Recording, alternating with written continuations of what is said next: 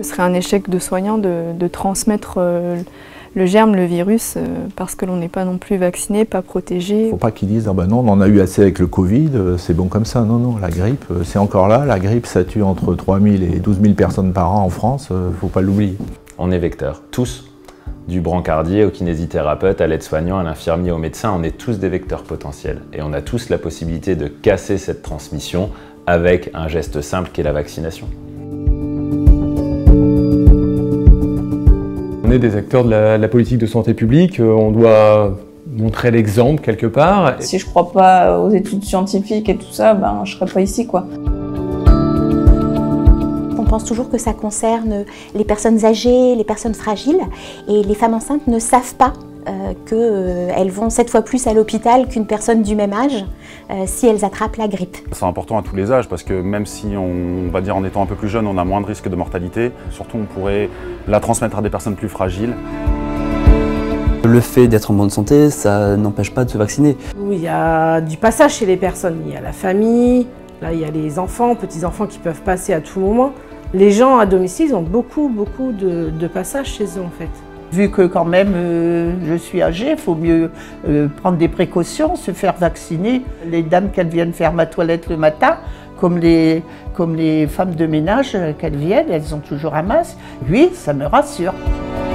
On est dans un lieu de vie, du coup il y a une certaine promiscuité entre nos résidents qui fait aussi que la propagation du virus peut se voir multiplier encore plus vite. C'est vrai qu'en tant que chirurgien dentiste, du fait de la proximité avec la cavité buccale et de travailler dans ce qu'on appelle le nuage dentaire, on est forcément un petit peu plus à risque. Je l'ai suivi 2 fois où j'ai été malade comme jamais, où j'ai cru que j'allais même en mourir et franchement j'étais vraiment très mal. Alors moi j'ai eu une grippe qui a duré 3 semaines, c'est la seule fois où je me suis arrêtée en 20 ans d'exercice. Moi mon père était médecin généraliste, je suis vacciné depuis l'âge de 15 ans à peu près et donc je ne me rappelle pas m'être arrêté pour la grippe. Les remplacements quand on est travailleur indépendant, c'est pas toujours évident de trouver quelqu'un pour être remplacé au pied levé. Ça pénalise notamment mes confrères qui vont avoir beaucoup plus de travail, ça pénalise mes patients.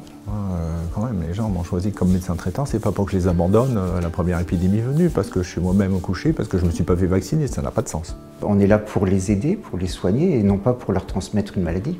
C'est partie aussi des valeurs en tant qu'infirmière d'être dans la prévention, de ne pas être seulement dans le soin curatif, mais aussi d'être tout avant dans la prévention avec le vaccin, avec les gestes barrières, l'information, l'éducation aussi, c'est vraiment un ensemble de choses. Dans des établissements de santé comme le nôtre, il est primordial qu'il y ait une prise de conscience collective. On devrait être largement au-dessus des 80% de couverture vaccinale et aujourd'hui on n'y est pas. Vaccinez-vous, vous avez beaucoup à gagner en vous vaccinant. Et les personnes âgées, surtout, sont plus vulnérables. Donc, pensez et allez vite vous faire vacciner. Ce serait pour votre bien et votre santé.